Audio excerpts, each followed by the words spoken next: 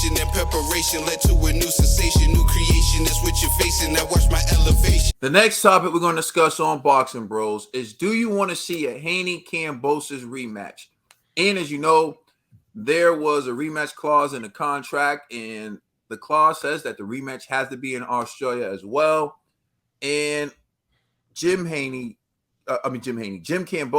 George Kambosos' dad, spoke a little bit about the rematch and things they can do differently. Let's take a listen at what he had to say. This video appears courtesy of Fight Hype. Subscribe to Fight Hype. Jim, did the advice change in the corner throughout the rounds as the fight was going on and George started to go down by a couple of rounds? Did you feel like you had to adjust the game plan, or what were you saying to George in the corners? Oh, you basically just had to put more pressure on Devin, and you just let Devin get too comfortable all the time. So if you're going to be comfortable with that jab, you're not going to be able to get inside. So, George had to basically just execute what we did at training, and the way we prepared was extremely well. I mean, we had a better camp this time around than what we did with Lopez. But their game plan was to bank the rounds. And then if you're letting them bank the rounds with that jab and moving, and obviously, there's no excuses at all, but the referee basically, with the holding and stuff like that, usually, you get warned and maybe a point taken off. But when the other fighters, his momentum is always stopped. That there means that George's got to reset. But at that point, Devin's resetting that jab.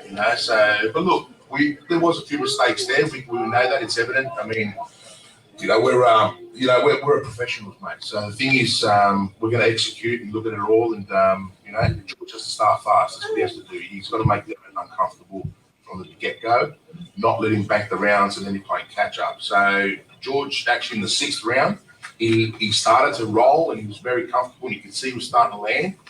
But you're playing catch-up. It's as simple as that. So some of the shots weren't as sweet, but that's the name of the game. All right, so that's what Jim Kambosos had to say. I'm gonna turn over to you, Trill. What's your reaction, and do you want to see a rematch? No, I don't want to see a rematch at all, unless it was a possibility that Devin Haney can get some more money out of it, and he was the the A side. But other than that, I seen what I needed to see. And his father seen what he needed to see also. He doesn't realize what he was saying was basically that his son got mollywopped in there. That's basically what he was saying, but he didn't know that's what he's basically saying. There's nothing that I've seen in that fight that shows me that George Kambosos can do anything different against a Devin Haney. That Devin is just a different type of fighter. Shout out to Kambosos. He is a warrior. He is a good fighter, but it's just different.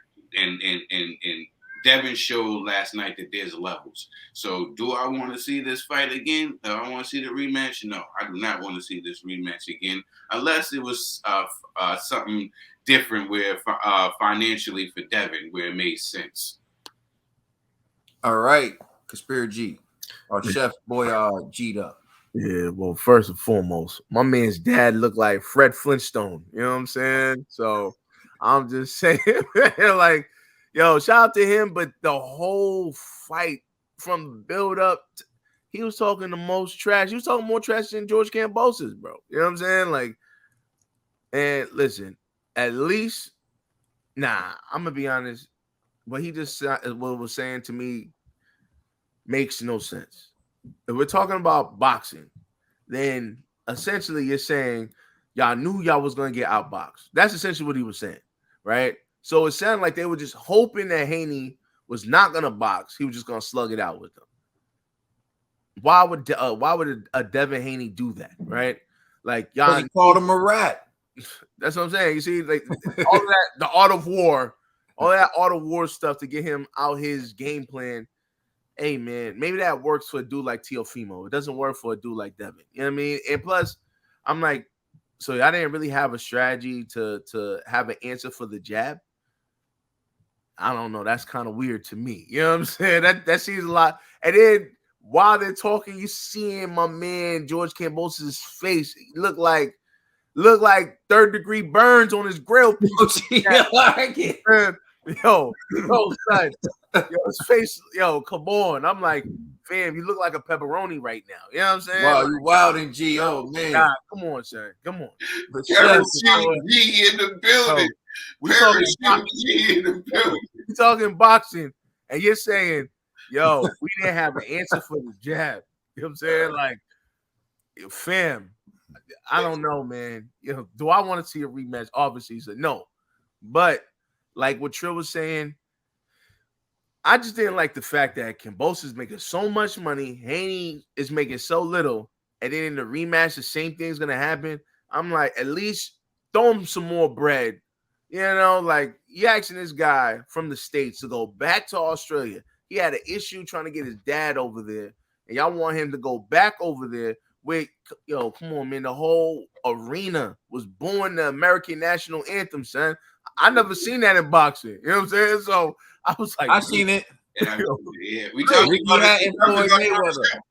Huh? We talked it on the show before. Right, you're right. Yeah. You're right. You're right. But so it's so few and far between. Then I'm like, damn, bro, all of these people booing, son. That's kind of crazy, So I don't know. To me, I understand, Haney. You signed a contract. You gotta do what you gotta do. Me personally, I'm hoping Bob, Lou DiBella, and all them other people go like, yo, Kambosos, maybe you shouldn't take the immediate rematch. How about you fall back? Let Haney fight Lomachenko. This has been long overdue. We've been wanting to see this for years. Let that happen, and then we'll try to squeeze you in afterwards or something. Because that was too one-sided. It was a wash. I don't know, man. I don't even see what Kambosos could do, to actually even change what just happened. Because you guys even come up with a strategy to avoid a jab. Like the jab, fam. Like that's kind of crazy to me. I'm like, we're talking boxing, and you didn't even have a strategy to avoid Haney's jab. Bro, you already lost. The rematch is pointless, to be honest with you. Go ahead, bro. G, you said something. I just want to just throw in there real quick. Everybody is mentioning the great Vasily, right? I don't know if Vasily's going to be returning anytime soon. You know what I'm saying? So this should be discussions of Devin fighting other people. Nah, because remember this fight was supposed to be between Kambosos and Haney or Kambosos and Lomachenko. No, I feel you, but what I'm saying is we don't know when Lomachenko is going to return. Oh, so you're saying he would need a tune-up before a Haney type of fight? Yeah. So, I can respect that. All right. Yeah. I mean, I'll say this in terms of the contract, that issue that keeps being brought up. I'm okay with it from this aspect. Kambosos just won the belts, and Kambosos could have done the victory tour, but he took on the challenge of Devin Haney. And in doing so, I'm pretty sure, part of it was the fact that Devin agreed to go to Australia, one. Two, that Kambosos was going to be the A side, and rightfully so in the first fight, although he just lost, and we all just saw him get dominated, Kambosos. So don't believe those two judges who had it 116, 112 in Australia, although I'm not saying anything about Australian judges, but that did just happen. And there's some other bad decisions that have happened in Australia as well. Bad decisions happen everywhere, I get it. But I'm just saying, those scorecards are lying to you, Kambosos. The fight was not that close, and most objective people know you got schooled. So now there's this rematch clause, and he gets to do it again, and he gets to be the A side again. And it's going to be in Australia again. I guess his argument is I am the A side in Australia. I don't know. But what I would say is this. Devin signed the contract, so he knew what it was going to take for him to get an opportunity to get those belts.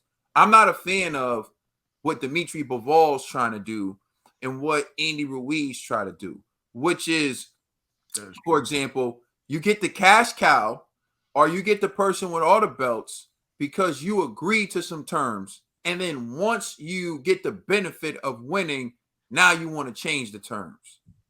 When the person only selected you because you agreed to those terms.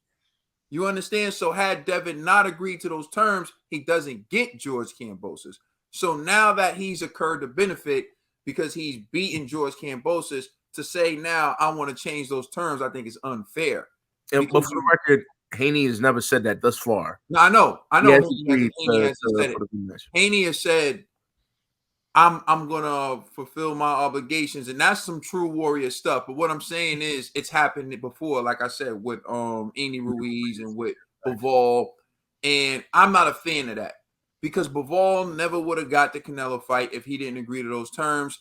Now he wins. He wants to renegotiate the terms. You knew the terms before you walked in the ring, bro. It is what it is. Same with Andy Ruiz. Same with Devin.